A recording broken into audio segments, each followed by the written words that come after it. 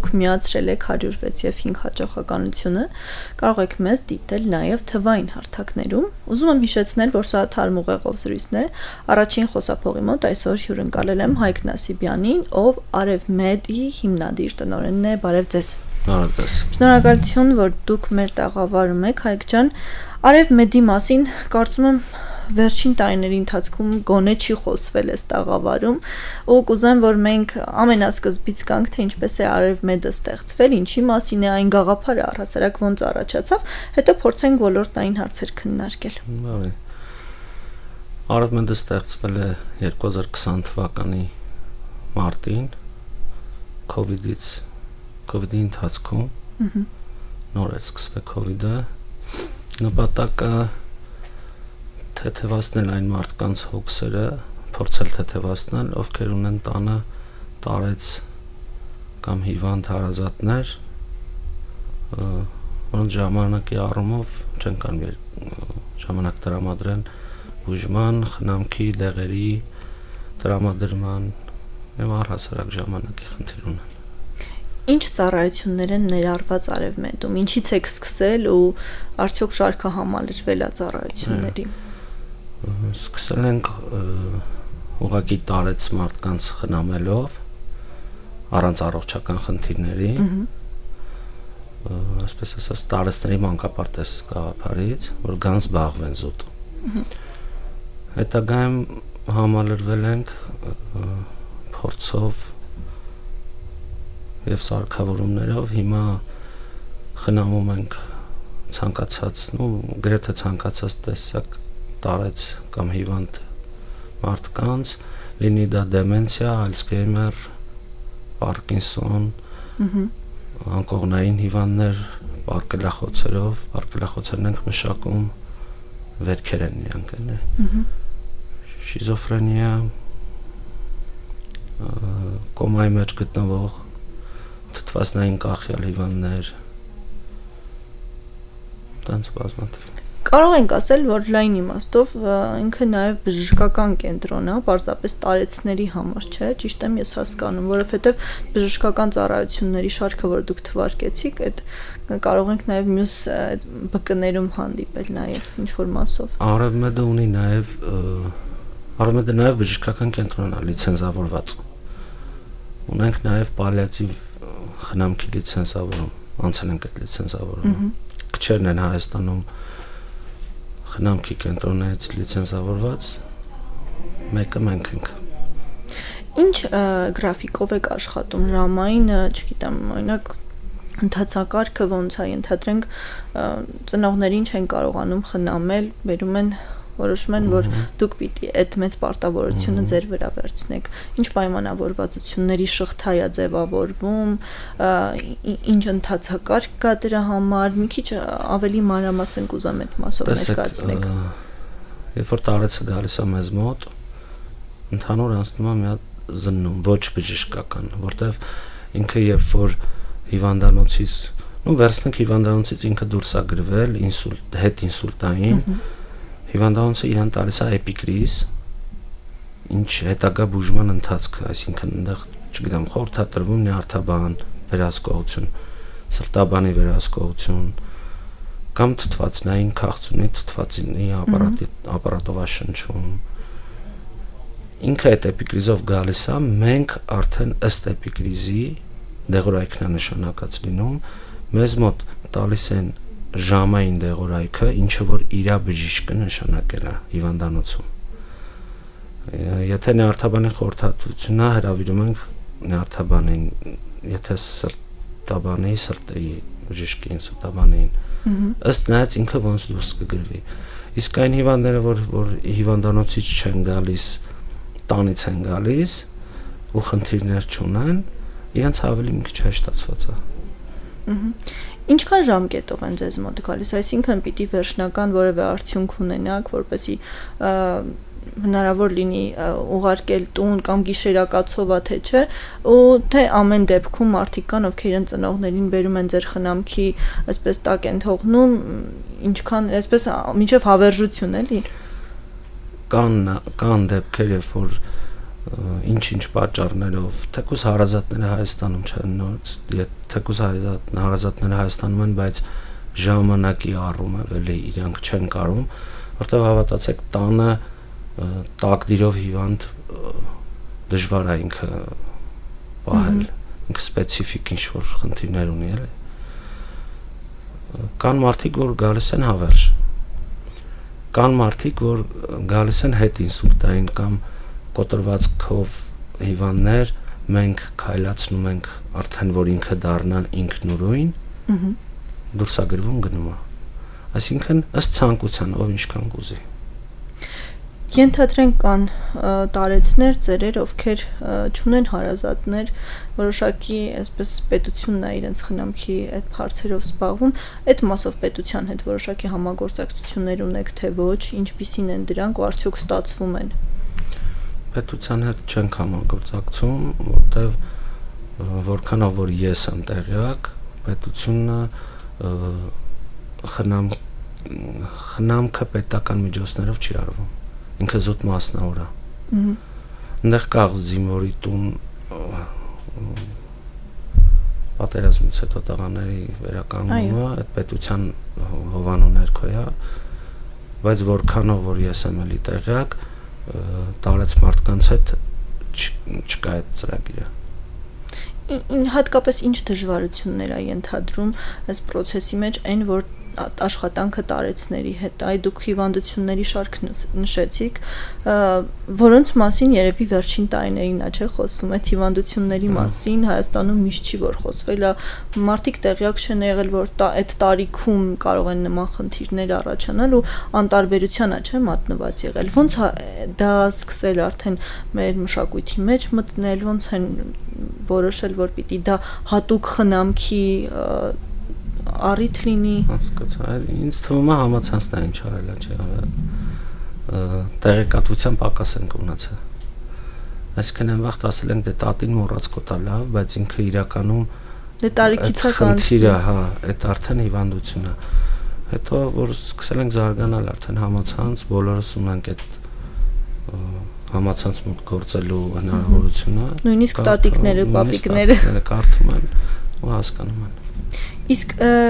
արդյոք մենք համապատասխան մասնագետներ ունենք շուկայում, ինֆորմացիան որքան էլ որ գալիս է, պիտի դրան զուգահեռ իմանալ տիրապետել դրան, ոնց են աշխատում այդ մարդկանց հետ, արդյոք ճիշտ մեխանիզմներով ու մեթոդներով են աշխատում։ Տեսեք, դեմենցիա, Ալցհեյմեր հիվանդությունները իրանք բուժման ենթակա չեն։ Այսինքն չկա ինքը աշխարհում, որ ինքը բուժվի։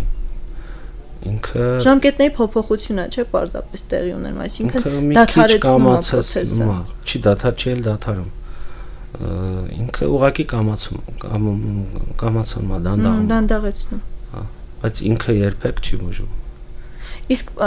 առհասարակ մասնագետների մասով ինչ կասեք։ Մասնագետներ ունենք, այո, Ավանի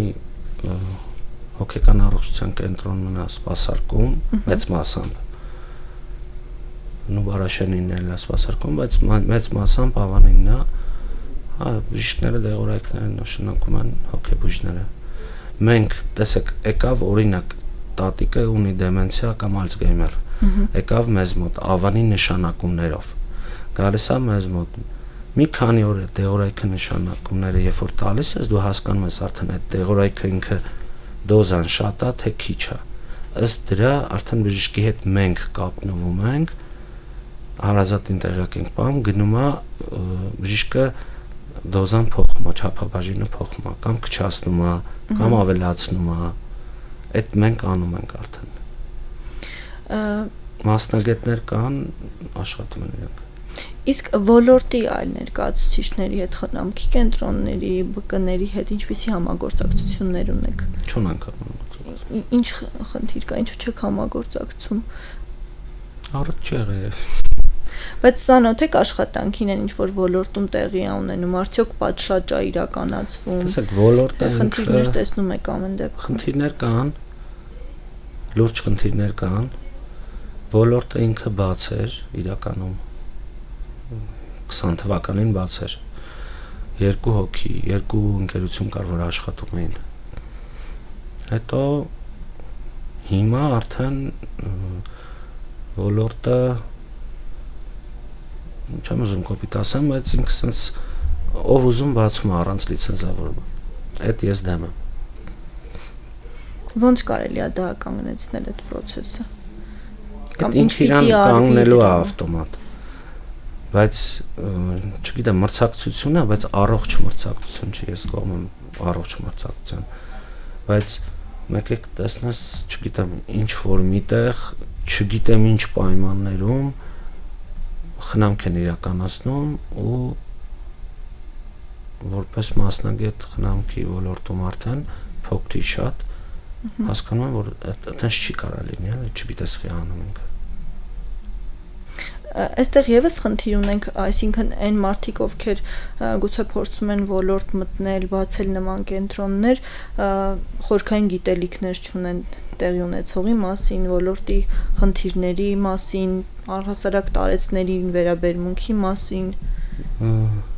Ես ինչքան որ գիտեմ, երևի 60%-ը տեղյակ չի ինչ է, ինքը ուղղակի բիզնեսը որպես ընկալում։ Մասնագետի կարիք միշտ կա։ Այսօր մենք Հայաստանում ունենք միջին մասնագետների խնդիր կարիք, լուրջ կարիք։ Մենք ինչքան էլ աչք փակենք այդ կա, մենք չենք կարող բուժքույր ճարենք։ Մենք չենք կարող մայրապետ խնամակալ գտնենք։ Հոգատար, սրտացավ, խոսքը այդ մարդկանց մասին է։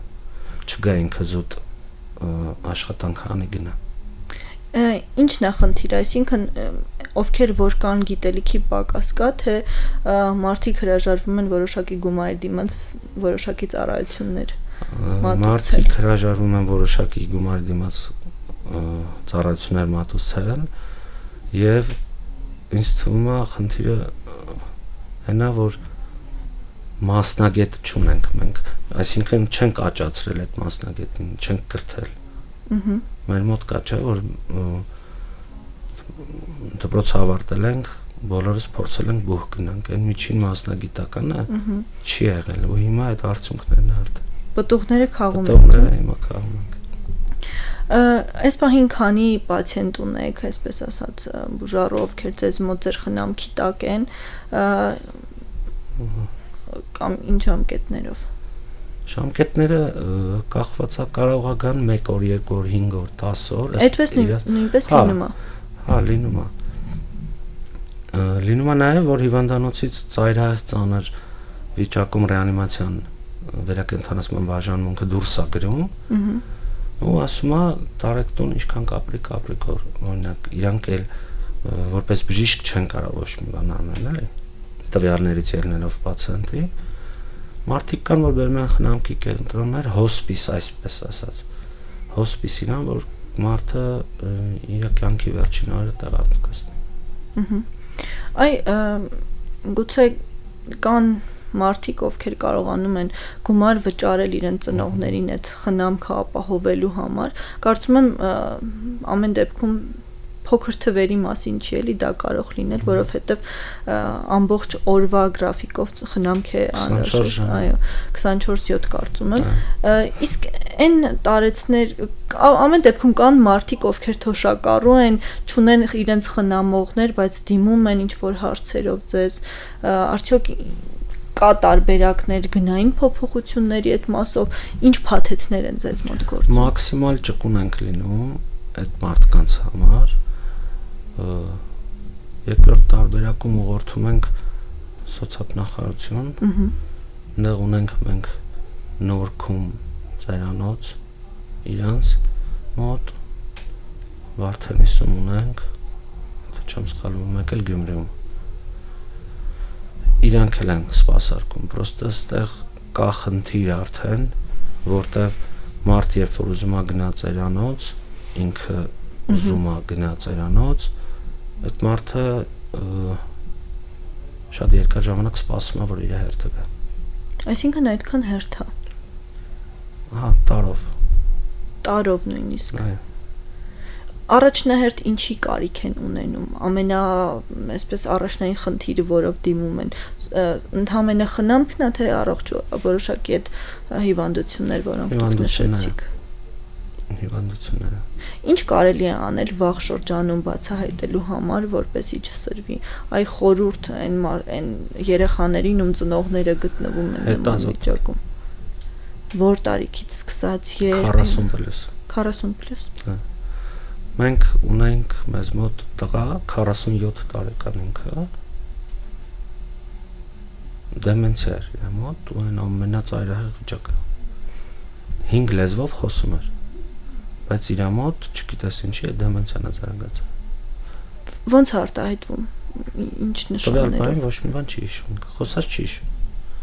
հինը հիշում է ինքը կարա ասի չգիտեմ 90 թվականին այս ինչ օրը ստեղ եմ եղել այս ինչ մարդու հետ բայց չհիշի առհասարակ 10 րոպե առաջ ինչ ա արել դեպքեր կան երբ որ ինքը հաց ա ուտում ունեցել եմ տենց դեպք տատիկը հաց կերավ աղջիկը սպասում էր աղջիկը դուրս հետո սպասում էր տատիկը հաց կերավ հելավ կանգնեց ասեց աղջիկան տեսավ ասեց սողաց եմ հետո հասկացանք որ կա դեմենցիայի մի տեսակ որ ստամոքսը ոնց որ իմպուլս չի տալիս որ ինքը կշտացել է ինքը չի հասկանում որ ինքը կշտացել է ու կան որ այնքան են ուտում որ վատ են զգում արդեն մեկը բայց ինքը չի հասկանում այ հետաքրքիր էր որ դուք ասացիք այդ process-ներին ամբողջովին մասնակցում եք որպես հիմնադիր ղեկավար ամբողջ օրը լինում եք տեղում պացիենտների հետ շփվում եք ամեն առավոտ շփվում են բոլորի հետ ունենք 3 մասնաճյուղ երկուսը Երևանում են մեկը Մասիվում երկրորդ օրվա կեսնդա ու բոլորին անհատապես ես որ գնում եմ շփվում եմ հետները եթե գիտակցության այնքը էլի Արևմեդը ինչով է տարբերվում ոլորտի մյուս նման կենտրոններից ձեր առանձնահատկությունն ու յուրահատկությունը որ այդ էս մոտ կարող են գալ ավելի այսպես իմ կարծիքով փորձը եւ համագործակցությունը տարբեր բժշկական հաստատությունների հետ այսինքն եթե սրտաբանը պետք հրավիրյալ բժիշկներ են ձեզ մոտ այո խնամքը չի պահանջում որ դու բժիշկ ունենաս մոտ խնամքը զուտ խնամքա պահանջում իսկն բուժքույրը դեղորայքն է տալիս վիրակապություններն է անում մայրապետ խնամակալը լողացնում է մազերն է կտրում եղունգներն է կտրում բժշկական որպես բժիշկ հերթապահ թերապևտ լինում է բայց ընդհանուր իսկն սրտաբան, նյարդաբան, էնդոկրինոլոգ բան, դες բաներ չենք ունում։ Բոլորը հրավիրում ենք։ Քանի մասնագետ ունեք այս պահին։ 3 մասնաճյուղերում։ Ինչ մասնագետ։ Այդ հիմնական են մարդիկ, ովքեր մշտապես տեղում են լինում։ Բուժքույրներն են։ Այո։ Եվ խնամակալ մայրապետ խնամակալները։ Ընդհանուր մոտ 10։ Հաղորդման սկզբում նշեցիք, որ նոր սարքավորումներ կարծես թե ունեք։ Ինչ սարքավորումների մասին է խոսքը, ինչ խնդիրներ են լուծում եւ երբեք ձեռք բերել դրանք։ Ձեռք եմ բերել 2023 թվականի աշնանը։ Ձեռք եմ բերել EKG-ի ապարատ տեղում։ Ձեռք եմ բերել սոնոգրաֆիայի ապարատ, որը որ մեծ ծավալ է ապահովում սկսած անոթներից սոնոգրաֆիկ բոլոր հետազոտությունները այդ ապարատով անցնում է սրտի էխո իսկ ունենք նաև լաբորատորիա համագործակցում ենք Դավիդյանց լաբորատորիաների հետ եթե խնդիր է պետք այդ տատիկը օրինակ անալիզ է ուզում տա իր զավակը որոշել է որ դի անալիզ տա հրավիրում ենք մասնագետը ընդեղից գալիս է տեղում վերցնում տանում անքանից պատասխանը ուղարկում արդեն նամակի տեսքով խնդիրներ չեն առաջանում էլի այսինքն ծերերին այդքան քաշքշուկի մեջ գցել տանել բերել չէ որտեվ իրանք տեղափոխվելուց էլ կարա ստրես լինի էլի իրանց մոտ մի քիչ առողջական խնդիրներ շատ են այ երբ Հայաստանում ասում են ծերանոց շատ վատ է անկալվում խոսույթը առհասարակ ծերանոցը դա վատ տեղ է եւ իրենց ծնողներին տանում են մարդիկ ովքեր հարգանք չունեն չգիտեմ վերաբերմունք չունեն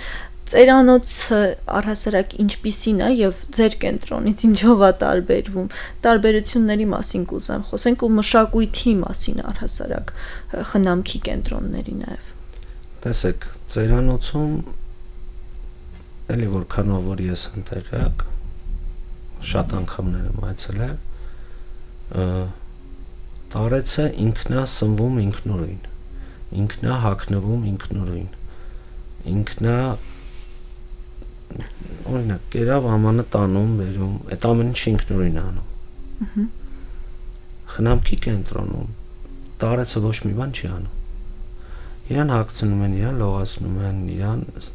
կերակրում են, եթե ինքը չի կարում ուտի։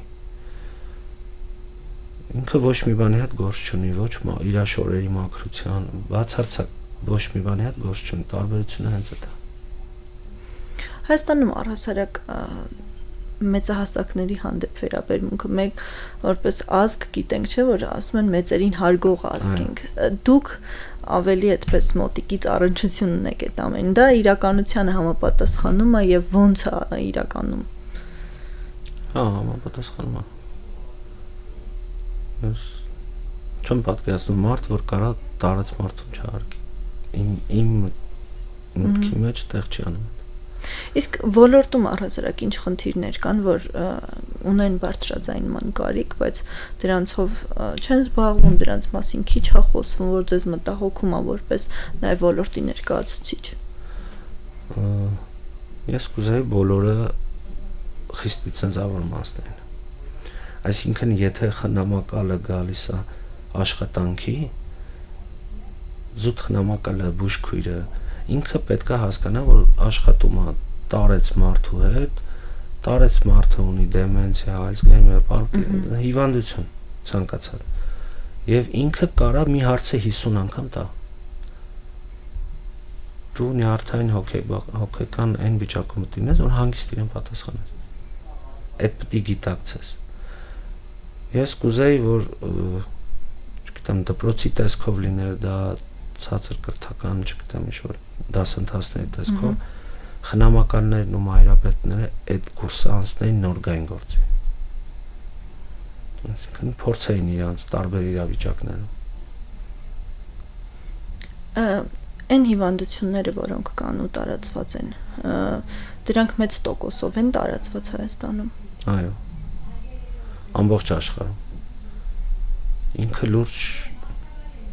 լուրջ խնդիր է արդեն։ Ու ինձ թվում է ինքը առաջանում է այն դեպքում, երբ որ մենք մեր ուղեղը չենք օգտագործում։ Դեգրադացիա է գնում։ Գիշեր փոքր ժամանակ բոլորս մեկը մյուսի հեռախոսի համարները հիշում ենք։ Հիմա չենք հիշում։ Իսկ պետք չի գալիս։ Տեխնոլոգիաները ամեն ինչ անում են։ Հա, ու դրանց սկսում է մեր ուղեղը մեզ պետք չգալ, դա որն է որ հասկանում է, որ ինքը պետք չի, սկսում է արդեն դեգրադացիա։ Քնի ռեժիմ է մտնում։ Աշխարհից ինչ փորձ եք վերցրել, ինչն է կարևոր, որ արժի ամեն դեպքում Հայաստանում ներդնել, ու ընդհանրապես Հայաստանից դուրս ոնց են աշխատում նման կենտրոնները։ Փորձել եմ ես շատ եմ ճանապարհորդում, շատ այդ կենտրոններով։ Փորձել եմ ամեն ինչ անեմ, նմանվեմ, նույնը անեմ այստեղ։ Հիմա շենքային պայմանները կուզենայինք փոխենք, զուտ որ հիմա էլ է լավ, բայց ավելի լավին գնալու համար։ Զուտ դա մեկ էլ պետական ինչ-որ աջակցություն լինի, որ այն ձեր ասած ով որ իրականում ունի դրա կարիքը, բայց չի կարողանում ֆինանսապես պետական ինչ-որ աջակցություն լիներ մասնակցային խնամքի կենտրոնները։ Խոսքը ուղղված է հավանաբար սոցիալնախարարության, իրենք են նման հարցերով զբաղվում։ Իսկ դուք փորձ արել եք համագործակցության։ Ոչ։ Ինչու՞, բայց դուք պիտի բարձրաձայնեք, չէ՞ խնդիրը։ Չեմ արել։ Կա որևէ այլ հարց, որ կցանկանաք քննարկենք, անդրադառնանք դրան։ Ինչը բաց թողեցինք։ Չէ։ Ես շնորհակալ եմ ձեզ զրույցի համար, մեզ լսողներին եւ դիտողներին, ուզում եմ հիշեցնել, որ Թարմ ուղեղով իմ զրուցակիցը Հայկ Նասիբյանն էր, Արև Մեդի հիմնադիր տնօրենը, իսկ ձեզ համար տաղավարում Մոնիկա Մամյանը աշխատեց։ Այսքան այսօր, վաղը կրկին կհանդիպենք, լավ եղեք։